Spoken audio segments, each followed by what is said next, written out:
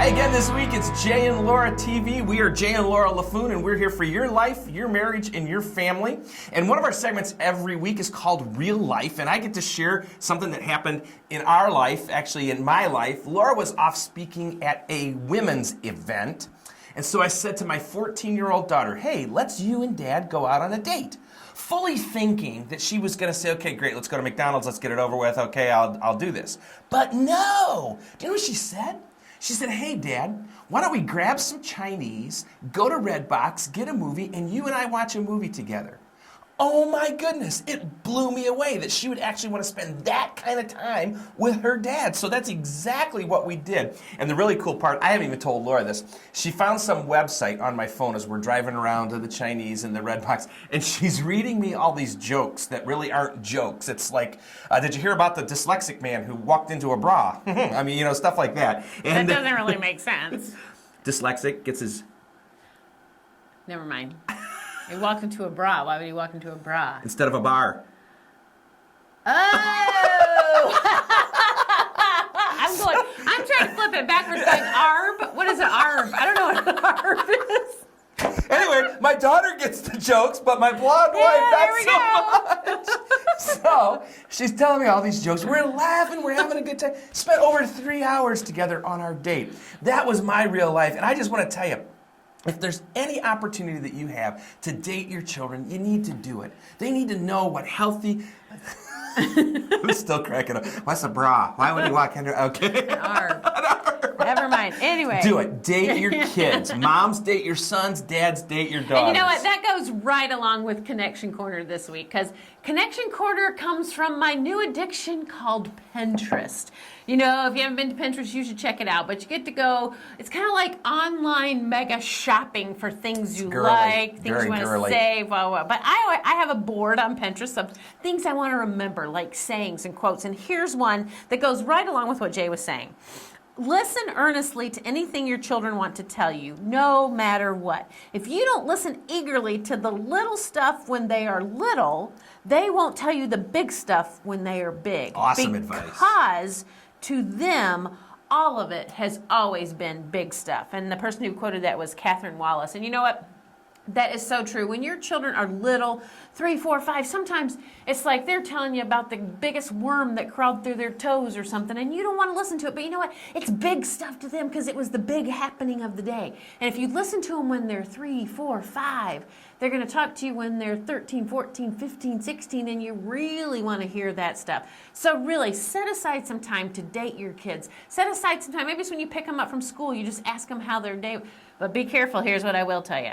For our 2 children, Tori didn't want to talk after school. That's all Grace wants to do is talk after school. So find out when they are wanting to talk, but listen to them. And that's the connection tip for this week. Well, here's our question of the week, and it's asking a marriage question. If marriage is an uphill climb, how do you know when you're at the top and are on the downhill slide of it? That was exactly how it was written, the downhill slide of it. So we got to go. Never going to slide through. Yeah, there's never going to be a time you're going to slide through, and you're never going to be over the climb.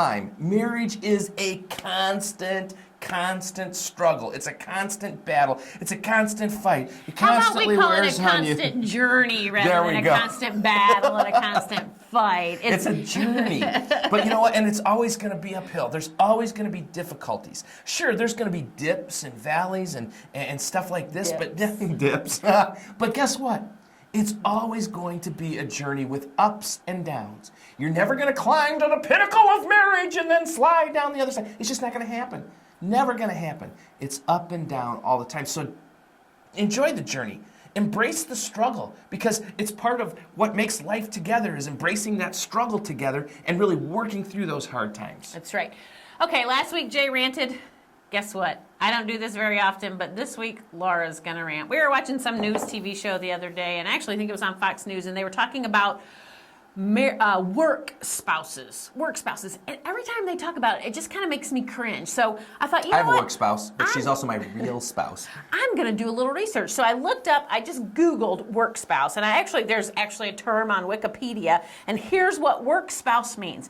A work spouse is a co-worker of the opposite sex with whom you have a close platonic relationship. In many ways, these relationships can mirror a real marriage. Danger, in my Will Robinson. research, I found on CNN.com, they did an article about the benefits and the pitfalls of a work spouse. Now, first of all, I can't believe there's any benefits, but here's what they listed.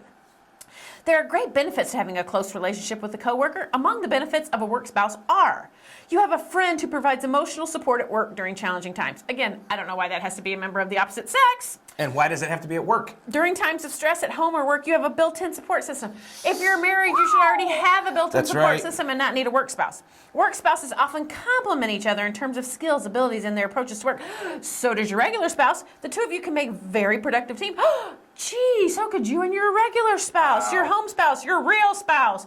Having a trustworthy co-conspirator for those occasional workplace escapades and juicy gossip can be beneficial and often act as a way to release work-related stress. Let's get right to the pitfalls. Oh, There's way my too word. many. So Way here too you many. go, pitfalls. The relationship between you and your spouse might be misinterpreted. Your work spouse might be misinterpreted by other coworkers as a clique. If others feel excluded, it may be a catalyst for personal or professional disagreements.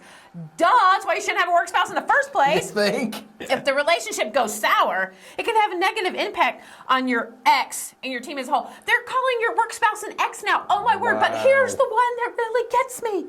If your real spouse becomes aware of their counterpart, it can create issues in your real life marriage. Yeah. Duh. Wow. Oh my word, I can't believe that as a culture we have encapsulated this work spouse. Oh my word, I know. Woo, woo, woo, woo. Oh, anyway, She's it's like a propeller of a ridiculous. airplane going around. Don't get near her. And you're going to walk right into it. But anyway, I'm going to breathe. But you know Keep what? your real spouse, and your work spouse a friend. Particularly of Not even a friend.